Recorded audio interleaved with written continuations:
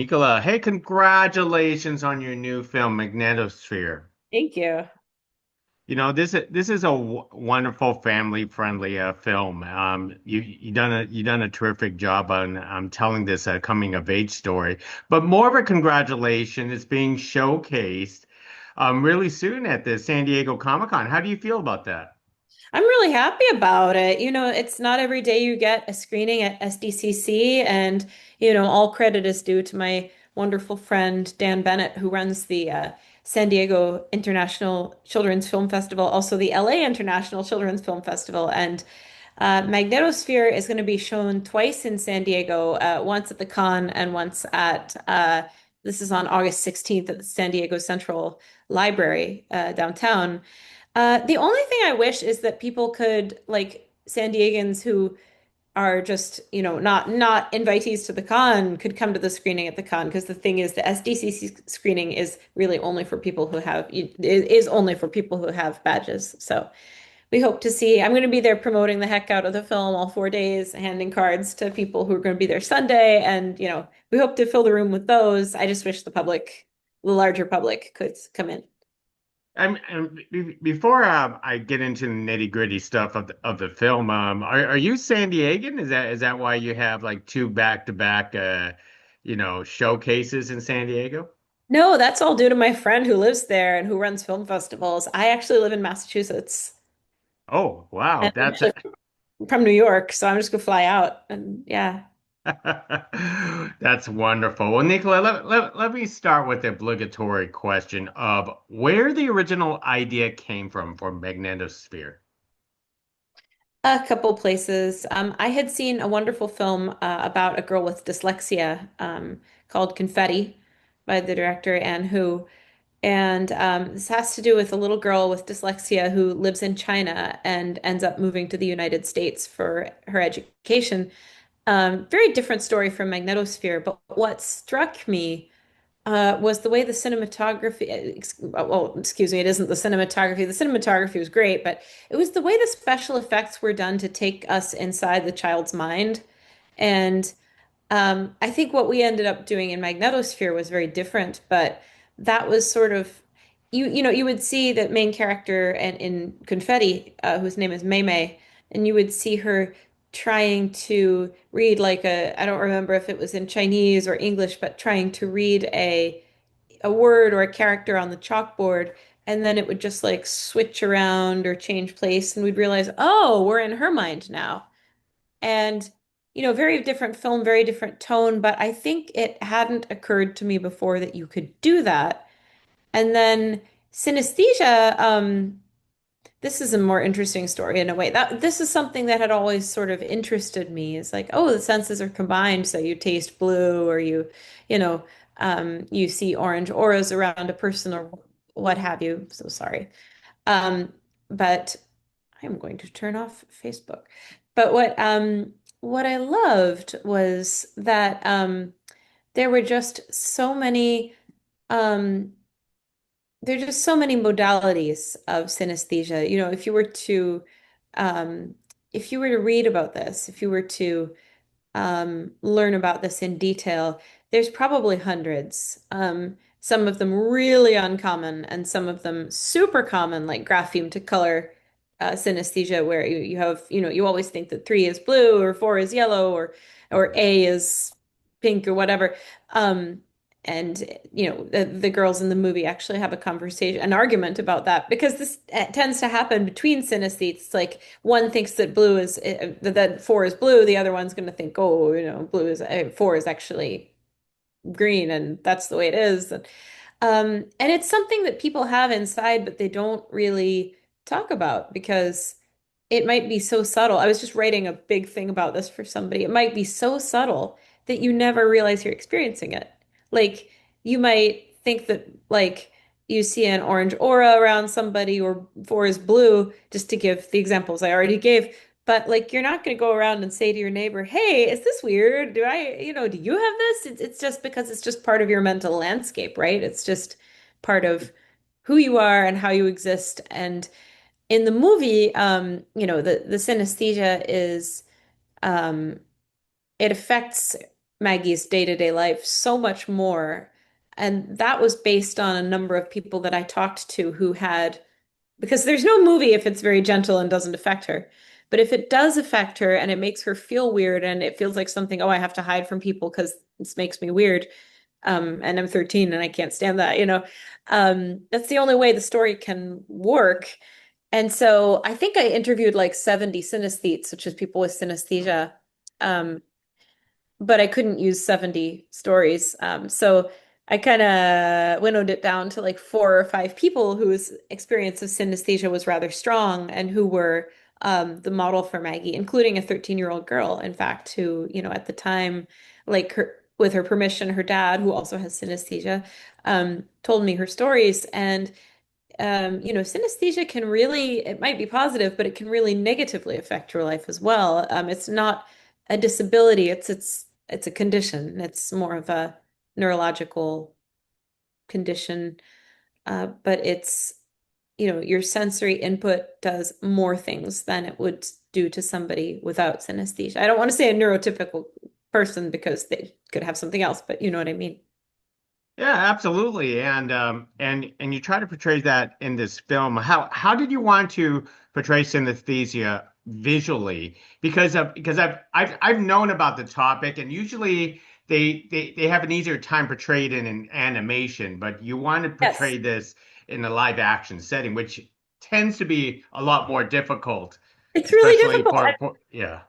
I want my goal that I set for myself because I always want to challenge myself more than I did with the last project. I always, when I'm at my best, I feel in deep competition with myself. I always want to beat the hell out of myself for, like compared to whatever the last project was that I did, which was my first feature, Magnetosphere is number 2. And so I'm glad you asked this because this was the challenge was how do I portray this on screen? Because there's types of synesthesia you can't portray on screen, but the visual and the auditory aspects of it seemed like something that would be such a good challenge to such a good challenge. Let me say that again. The visual and the auditory aspects of synesthesia are such a natural, or seemed to me like such a natural for film or TV. And I was kind of like, why hasn't this been done? It has been done, but as you say, in animation and in different ways. And one of the things, it is animation. It like we used VFX. We used it. There is no other way, really. I don't think there's another way. But it's not an animated movie, as you say, it's a live action movie. And there's a scene that stands out to me where I don't think it's too much of a spoiler to say kind of anything. Where Maggie, the main girl, is singing and hearing music causes all sorts of, sparkly things. Um, you know how sometimes, maybe not you, maybe just me, but you'll hear a piece of music and it'll make you kind of I can't think of the word, but like it gives you a sort of all over your shoulders. And I don't know if other people have this, but like you hear something, you're like, whoa. And I don't have synesthesia, although I did up until a certain young age. It went away. Like I don't have it now. Sadly, I wish I did. But anyway, it gives you like a shiver, is what I meant to say. Gives you like a shiver. And it gives Maggie a lot more things because I said synesthesia is sensory input that acts on a lot more senses or more senses than just, I'm going to say that again. Synesthesia is sensory input that acts on more senses than it might in a person that does not have synesthesia. And for her, music, singing, all these things, it causes all these sparkles to they're not exactly sparkles, but all this stuff to appear around her. And we know when it's good and we know when it's bad. The family moves into a house that has a rodent infestation, and she sees the sound of the rats in the wall. And, the challenge to our VFX team was, how do you make it look like bad synesthesia? Which it looks like kind of sparks, kind of not good sparks. And when she falls in love, 13-year-old girl, first time falling in love, she's seen auras around people before, but the aura around the guy she falls in love with is like a friggin' Christmas tree. Um, and that to me, I always kind of laugh when I see that because it just feels right. Um, you know, the aura that people see around others might be random, but it also might be, it might tell them something about how they feel about that person. Yeah, I mean, there are people who could sense auras or see auras and so on, but to complete your synesthesia, you also have to have the proper, I want to say the proper sounds that comes with the visuals. And did you bring in a composer to come up with the certain sounds? Oh yes, our composer. I don't know how much of the synesthesia sounds he came up with. I think that was more our sound design team. Hmm. I think I kind of said I want this, and then they made it up. But I don't know. Our composer came up. I would give the most credit to him here. His name is Matthew Reed, and one of our big stars, Colin Mochrie, suggested him. I forget how they know each other, but he said. Matthew Reed, and I had no idea, who any of the composers were that were being suggested, but I found his reel or whatever, and I was just like, holy cow, this guy is like made to compose for Magnetosphere. And so I did give him a lot of make the sound, make a bad sound, he also wrote beautiful riffs on some classical pieces that I wanted to be represented in the film. And I just think this guy is such a talent. He has such a talent for knowing exactly what it needs to be, and I don't know how he does that. So true, so true. And what about the songs in this film? Because these are original songs that you have your young actresses sing. Yeah, there's one that's an original song. There's one that's not. I'll talk about Mm. both. Why not? Um, the original song is called Sure of You, and it comes back a few times. And I wrote the song, but I had a wonderful friend named my composing skills are limited, so I wrote down the melody. I can write, a melody and then some chords and chords that go underneath it. I know how to read G and F clef, but I'm really slow. And there's a wonderful program which helps you out a whole lot with this called Note Flight. And so I composed the song in Note Flight. And at the time, I was working with a wonderful composer called Jeff Baxter, who did the score for my first film, Goodbye Petrushka. And I said, Jeff, can you flesh this out? And he did. And then ultimately, when Matt was doing the actual Jeff is American, so Americans besides me could not work on the Canadian film. I had to find a composer from Canada. That was, it's not like, oh, Jeff, I don't want to work with you anymore. But anyway, this enabled me to find somebody new that I will work with again. I'll work with both of them anytime. So Matt like fleshed out the song for the actual movie. Like it was already there, but he did all the decorating, all the trimmings, all the bells and whistles. And that song. It was just something I kind of came up with. I composed a musical before, so I have some experience with composition and usually of like this kind of song. And Hmm. it's a little like a musical theater song, but more of like a pop song, I guess. And it's actually based on, and I want to say for legal reasons, extremely loosely based on or inspired by Don McLean's Vincent. There's a chance that very high chance it seems Vincent van Gogh had synesthesia. And so if you listen to it knowing that, you'll hear some phrases kind of upside down and turned around, but they're few. And I felt that Starry Night made sense to work into in a very subtle way into that song. Not just because Van Gogh maybe had synesthesia, but because there's so much that has to do with stars and planets and obviously the magnetosphere itself and oh, what was I going to say? A comet that's a presence throughout the whole film, and that's what she's singing about. Except the song metamorphoses because she's talking about the comet, and then second, third time you hear her singing it again, she's very obviously talking about this dude that has consumed her thoughts, first love. Sure of you is sure the comet is there, and then it becomes I'm sure about you. This guy, Travis, the astronomer who nicknames her Magnetosphere. Yeah, absolutely. And what about the other song? Oh, thank you. Coddleston, I forget stuff easily, especially if I talk. Um, the other song is Coddleston Pie, which is not by me. I'm going to look up the name of the composer. Oh, I remembered it. H. Fraser Simpson. It was composed in the first half of the 20th century. It's an older song. Not old enough to be in the public domain, tragically, because it meant we had to pay a lot for it. Um, Coddleston Pie is actually a Winnie the Pooh song.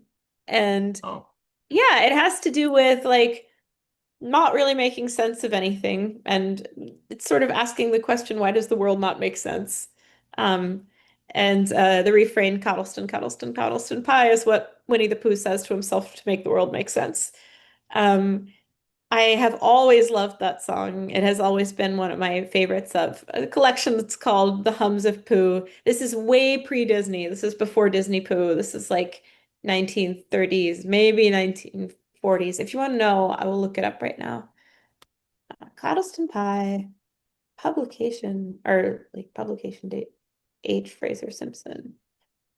I always want to say Ernest Shepard, but um, that is who illustrated the early Winnie the Pooh. Okay, 1929. 1929. Wow. I'm actually surprised that this song is not in public domain since Winnie the Pooh is It's in is public. in Yeah, but public. you're going by like the composer, the Yeah. composition, and the only place that in some countries that is in public domain, but to make it be in public to do a film, it has to. And I had a wonderful music supervisor on all of this, Lisa Brigantino, whom I should shout out to more because she did a ton of stuff for both films and for my two features. And in this particular case. Uh, it's not worldwide, even though it's close to 100 years old, which is impossible to me. It's such a cute song. Not that things shouldn't be cute from a long time ago, but it seems kind of timeless. Um, anyway, things have to have been composed 100 years ago. Like every last composer no, oh my God, it has to do with death. Every last composer or contributor has to have been dead for 100 years in order to be in worldwide public domain. And you know what country sets the standard for this is Mexico. Oh, I did not Mexico know has that. the most yeah, they've been in my way a lot of times. You can't use the thing in the film because the last composer, I don't know how long he's been dead, but not obviously not 100 years. He's writing in 1929 unless he was writing from the afterlife. I guess Yeah, that you could make no, no, no. I completely understand how these copyright laws it's so complicated, especially trying to use it in film. Now, to construct a story, a coming of age story, tell us how you made this so relatable, especially for a 13-year-old girl. I mean, as an adult, you know, 13 is so far, you know, really away, good. but your story, it is, you know, a relatable, you know, coming of age teen story, moving into a new town, moving into a new school, trying to find her place in life. That's the thing that we're all still not the school, but trying to find our place in life, I think, is eternal. And that's the best compliment I could get from certainly an adult male that it's relatable because I have heard a few times now from mostly adult men, wow, yeah, I didn't expect to like this, but I love it. And that happened on both my films because the first one is about a 19-year-old who's like effing up majorly. First time she leaves the country, she goes to France and like basically screws up every single thing she does. And it seems to be a film that like really resonated for some reason with adult guys. And I'm starting to hear a little bit that we haven't at this time. We will by the time you see this interview, we will have dropped. We will because on July 22nd it will be on, you know, all major streaming platforms in North America and we hope soon in other countries, but we don't know when. Um, eventually. Um, I think the thing is that that sort of painful and also really vivid and memorable time of adolescence probably never entirely leaves our psyche.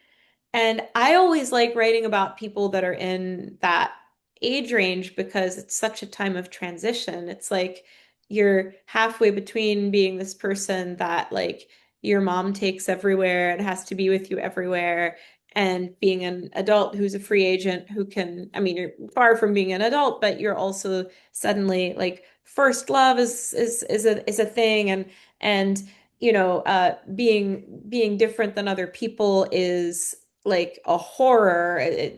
Everything is just so deeply felt. Everything is just so much more vivid than when you're 37 and like, oh, I gotta call in 45 minutes. It's dull.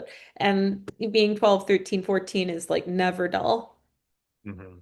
It So might suck, but it's never dull.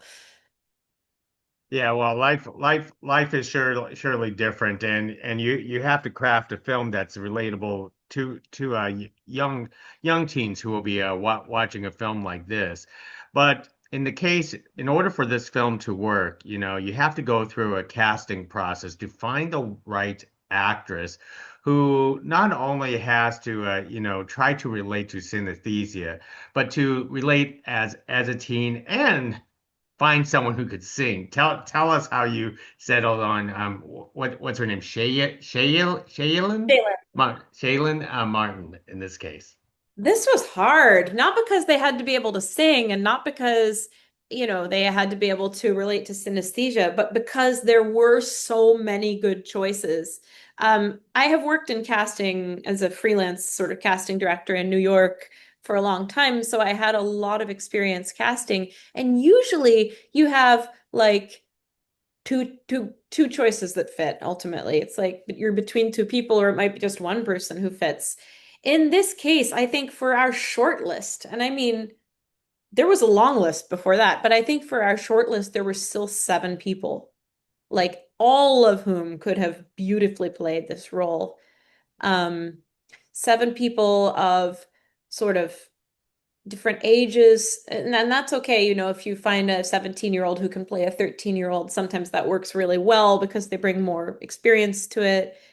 Um, different ages, different races. I remember a little girl who was Indian Canadian who would have absolutely rocked this role as well. And ultimately, actually, it was between her and Shayelin. And all of these 7 people could sing. All of these 7 people could cry on, when they needed to. They could be joyful when they did. You do all the things. And the thing with Shayelin is that she has this almost creepy ability to like inhabit, I mean this in the best possible way, to inhabit whatever feeling, whatever role she needs to. And it's like that. You're like, hey, can you like be devastated and cry for me? Thanks. And it's just like there all of a sudden. And uh, you know, can you like I'm trying to think of some, can you like be feeling really uncomfortable and shy all of a sudden? And somehow she accesses things that people like can't access.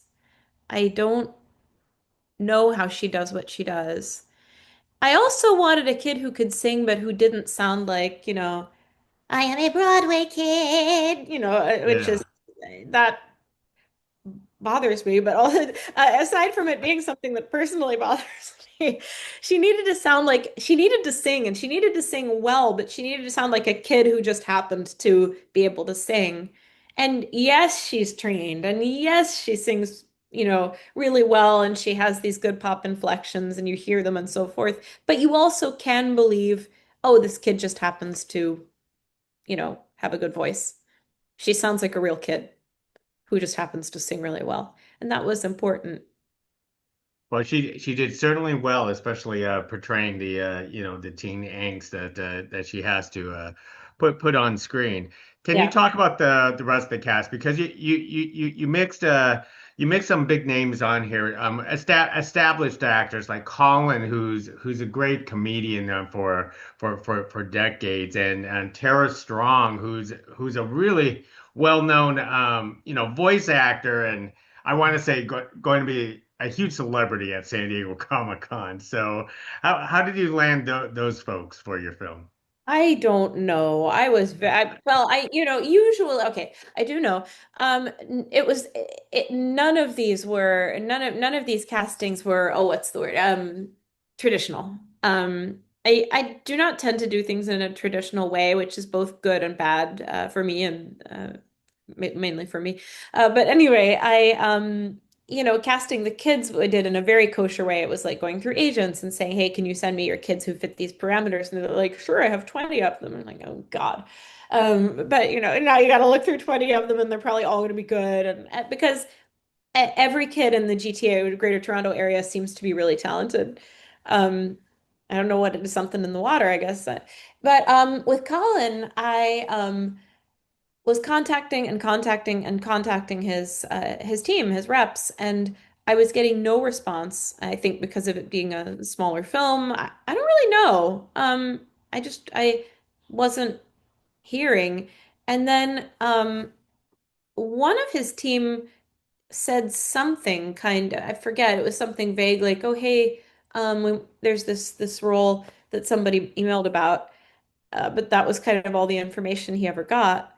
And I went to a show. He was fortunately, this part still like floors me. He was doing a run of his Hip-Prov show, which is improvisation and hypnosis, in New York, where I was living at the time. And it turned out that you could just like go meet him after the show was done. And I was like, "Oh, holy crap, I can just go up." And I was, that all of a sudden, that was a moment of teen angst. I just needed to make sure to act like a normal human being. And I remember just shaking his hand for a really long time and saying something like thank you. It was not, it didn't entirely make sense, which is fine. But I finally said, "Also, I wanted to let you know there was this role I had you down for, or wanted to send your way." And he said, "Oh, yeah, I heard about that. I thought somebody else got it." And I was like, "No, no, that didn't." Anyway, I paid for a second ticket. I went to Hip Hop a second time, and right before I went to this, I was talking to a very trusted, very logical producer friend on the phone who gave me good advice, and I did not take it. And he said, um, I said, he never got the word about this. I'm gonna go back and give him a script. And my producer friend said, "Don't do it, Nicola. He's gonna be tired after the show. He's not gonna want this. Everybody's gonna be bothering him. Just don't." And I said, "Yeah, you're right." And I was feeling pretty despondent. And then I went down the street to Staples and had the script professionally printed and bound. And went there a second time and said to Colin, "I don't know if you remember me, blah, blah, blah. But would you mind if I just gave you the script?" And he said, "No, not at all." I said, "Good, because I had it professionally bound and printed for you here." And he said, "Well, look at you." And which turns out to be something he says when he's happy. And anyway, I do not remember how this happened, but we scheduled to have a lunch, and he accepted the role then and there, and I was just like out of my mind. Again, this whole thing trying to act like a human because I had been an admirer of this person since I was about 11, and I think by that time 22 years had passed. So this lunch was very surreal. Um, and one thing people don't maybe know about him, although I think he's said it in interviews, is he is extremely shy. So for the first part of the lunch, he was sort of wary of me, I think. Like, who is this person? Why is she so intent on me doing this thing? Which is a good question. Um, you know, Basically, why am I bothering him? But he ended up very comfortable, thank goodness, ended up accepting the part. And oh, fun fact, he was actually supposed to have another role, and I upgraded it to Gil because that seemed like the obvious place to put him.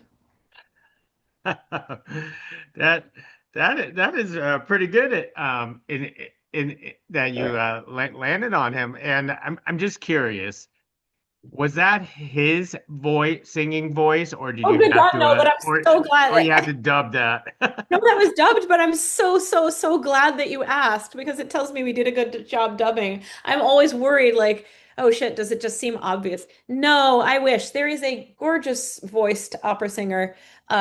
named Gideon Dobby, who did the singing for Colin, and Colin is really good at lip syncing. It wasn't the first time he lip synced opera. And then who else? The other casting stories are not as fun because all the kids were through agents. Um, Hmm. Colin introduced me to his wife, Deb McGrath, who plays Miss Deering, the art teacher. And he also introduced me to the great Patrick McKenna, who plays the Yeah. father. And everybody else was, traditionally through an agent. So it was just that one casting that like I couldn't get through to anybody. And it finally was like, okay, I'm gonna, you know, yeah, I don't know how it's possible that I did that. Tara Strong was the one I thought she's not going to do this because it's this teeny little thing.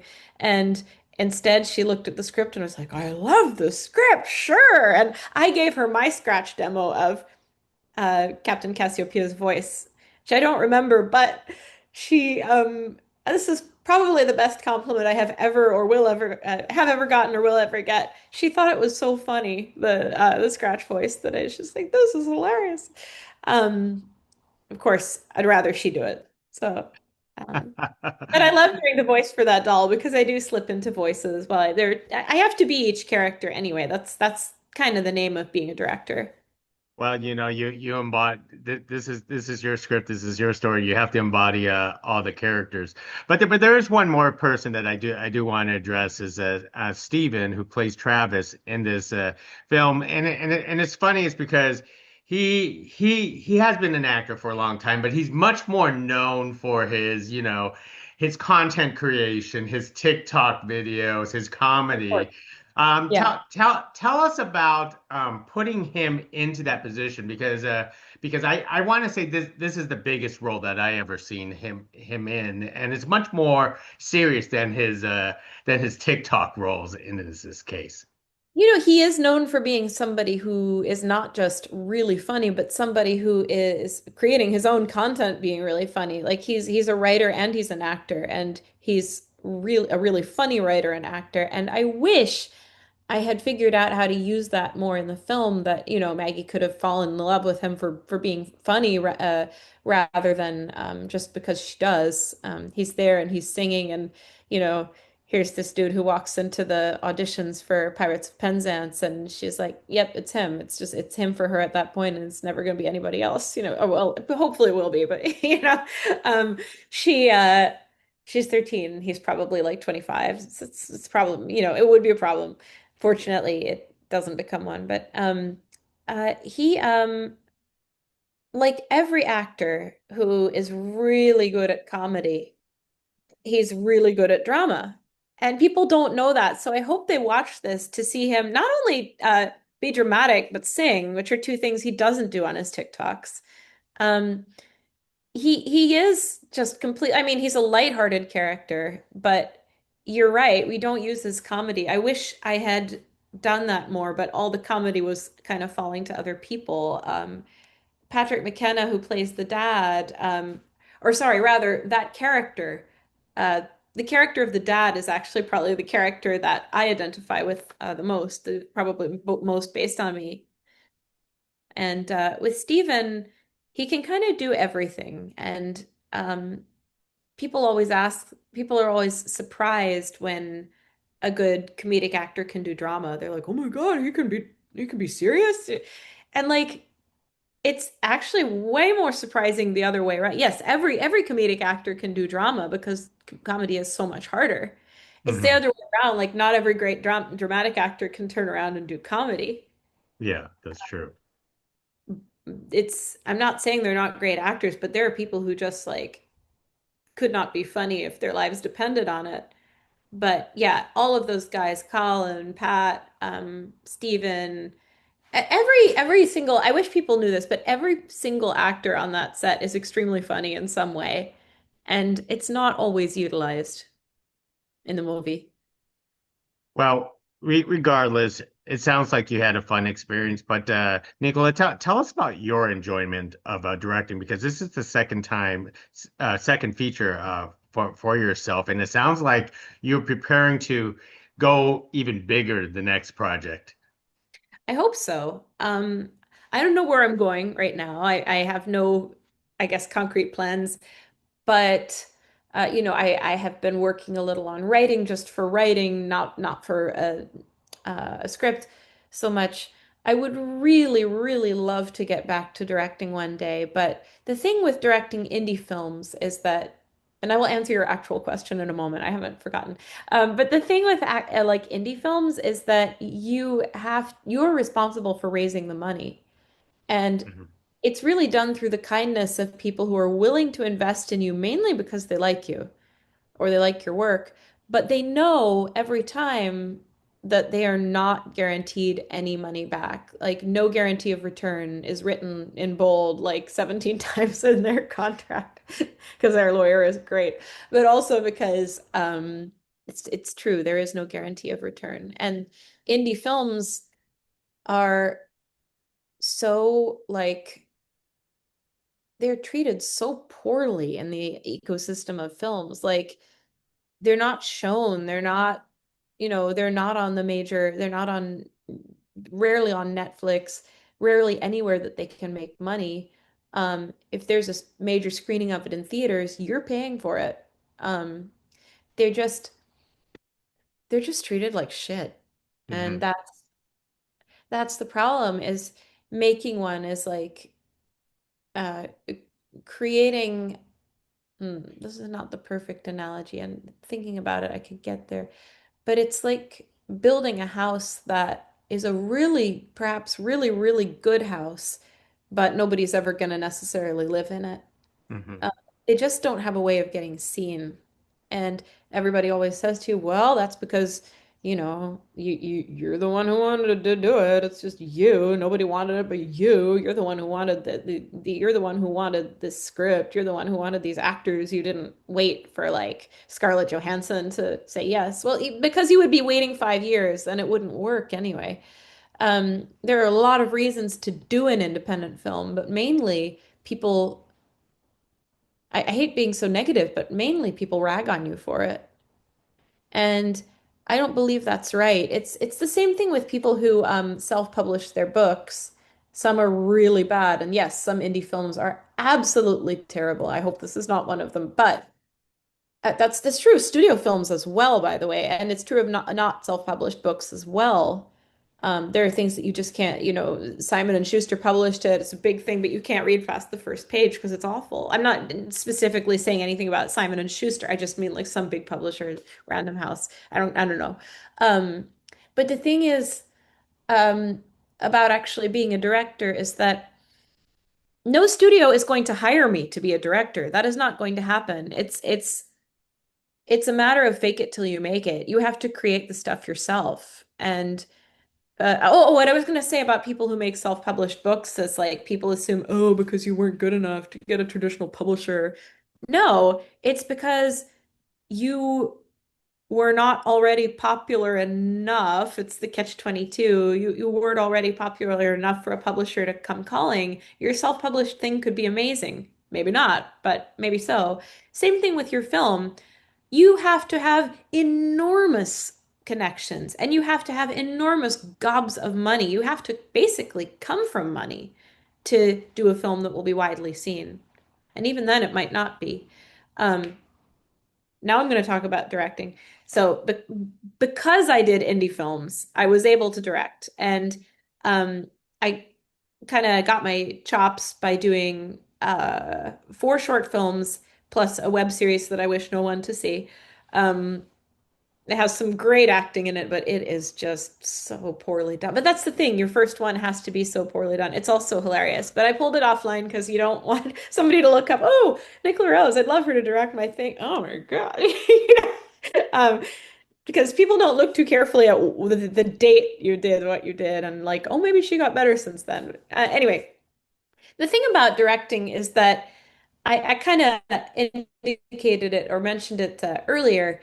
You are in the position of having to inhabit every character, and in your mind, you're kind of playing every character yourself. I had to be the dad. I had to be Maggie. Yes, somebody else you see, but when I'm directing them, I had to.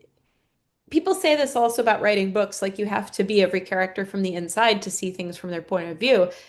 everybody. I had to be the bully girls too. Like, why do they want to pick on people who are different from them? Well, because they're insecure and they have a lot of fun picking on people who are different from them. This is not too hard. They're not that complicated. Um, I had to be Gil, and I remember, who's this lunatic and who just happens to have a wonderful talent that saves the day. There are people who've seen the film and actually ask me, why is Gil there? I'm like, did you not notice? But anyway, I don't want to spoil that part, but he saves the day. He is there to save the day. It is very clear, in my opinion, why he's there.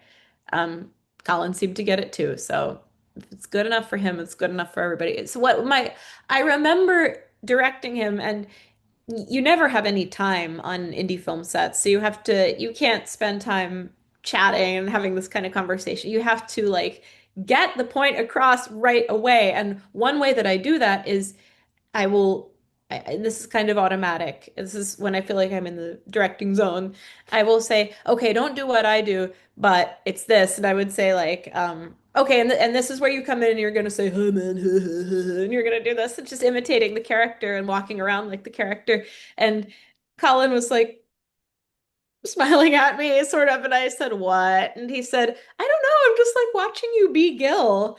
And, I thought that was funny, but much later on, I was thinking what a truth that there is to it. I'm in the midst of reading this book by Amy Tan called The Backyard Bird Chronicles. And she talks about, she's known for being a novelist, but this book is like her talking about birds that are in her backyard. It's not a novel, it's just like a chronicle. Hmm. Um, and she was talking about how the one sort of similarity between bird watching and novel writing is that you have to inhabit the birds just like you have to inhabit the characters you write about. And same thing for a director. At no point are you not inside the character. Like sometimes five characters at once. You're kind of juggling. Yeah, And yeah. everybody is always telling you, oh, you have 20 seconds to get this. And you're always looking at your AD, your first assistant director and saying, how much time do I have? And because you don't know, but they know, you have to trust that everybody's telling you something accurate. But anyway, that's another story.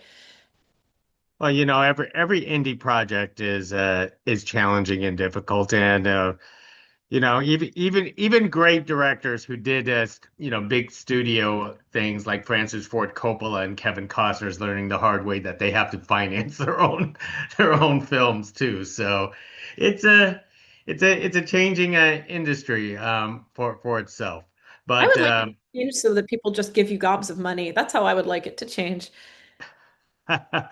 well, you know what? That's what everyone's working on, right? To eventually get into that position where someone just writes a blank check. But you Me. know, someday. Someday. And I want to just be clear, by the way, that that was not a comment on my first assistant director, who was wonderful. It's just that you always, when you ask how much time do we have, you want to know that it's accurate. And it might have been a producer I was asking. It might have been somebody else. My first AD was great. Um, but yeah, you want to be, I hope we get to that blank check moment one day. Yeah, that'll be wonderful. Well, I've taken a lot of your time, and so I just want to ask one more question. The Pirates of Penzance, that the which is a Broadway show, and Yeah. you want to incorporate out of all the shows, you want to incorporate that into your story. Yeah. Are you asking why? Yeah. Yeah, there's two reasons. One is that I love it. I think it's hilarious. I saw the show on YouTube, I think, being done the traditional way that Gilbert and Sullivan operettas are done by really good operatic singers and very traditional production in England, I think.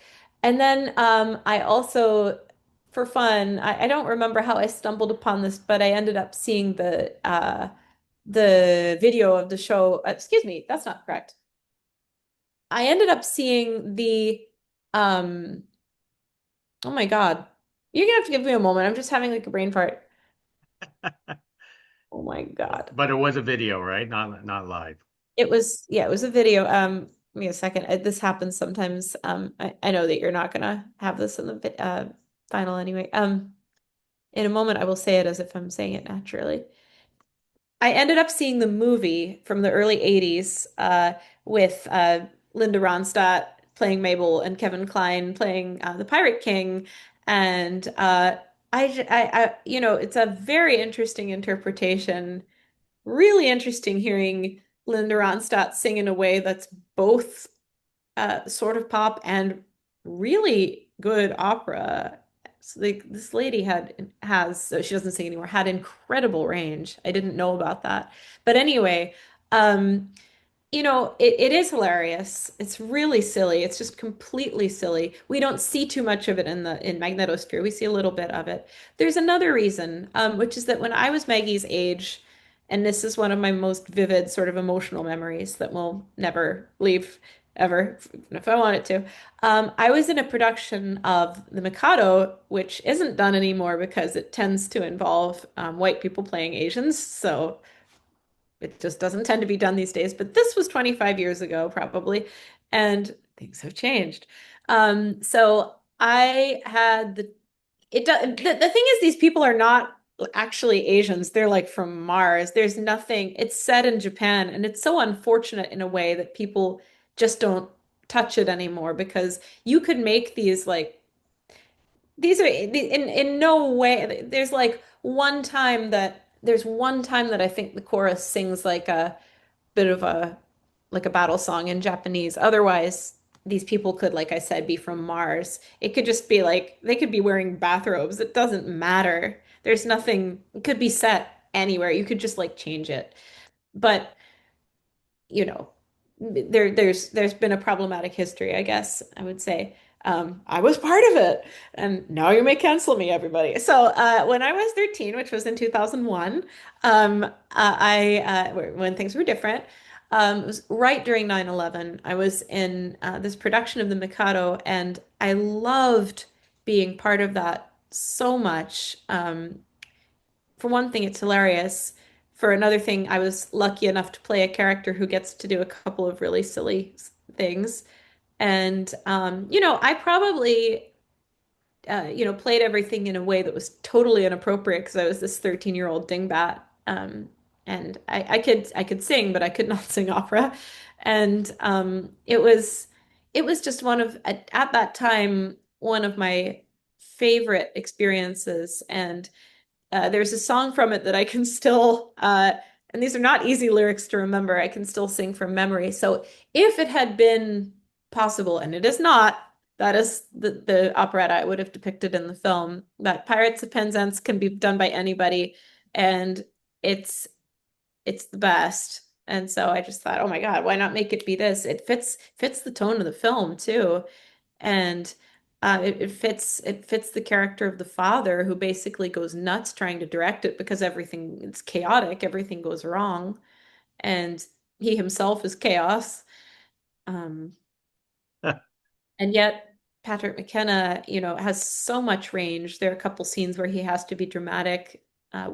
Scene with his daughter where he bucks her up when she got called ugly at school.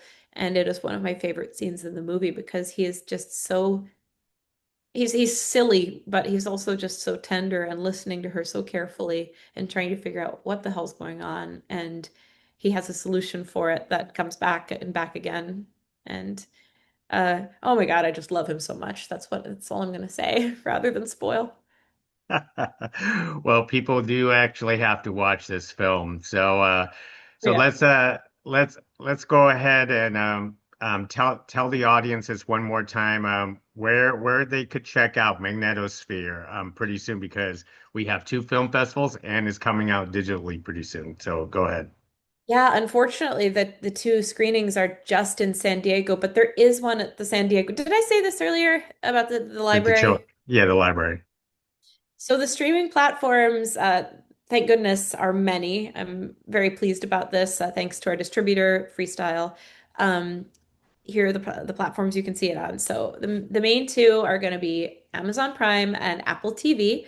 And besides that, you'll be able to see it on Dish, DirecTV, Sling, Xfinity, Uverse On Demand, Fios by Verizon, Cox, Spectrum, Hoopla, Fandango at Home, Google Play, YouTube, and Xbox. But yeah, I would say that Apple and Cox, excuse me, I would say that Apple and Prime, nothing against Cox, are probably the main places that you would watch it. And is that up to towards the end of this summer? As of July 22nd, Oh, as of July 22nd. That's right. as we're talking, it's 3 days from now. So by the time you see this, so it's not out as we're talking, but by the time you see this interview, the film will be released on Apple TV and Prime and all the others that I just awkwardly said. Well, if people can't make it to San Diego, they could easily check it out Everyone in North themselves. America. Yes, correct. Well, Nicola, you have wonderful stories about Magnetosphere and all the behind the scenes. We really appreciate you carrying this conversation with us. You are definitely a great conversationalist and storyteller. So thank you very much. Well, thank you. I appreciate that so much. And have a safe trip to San Diego. Enjoy Yep, the con. looking forward to it. All Thank right. you. Bye now. Bye-bye.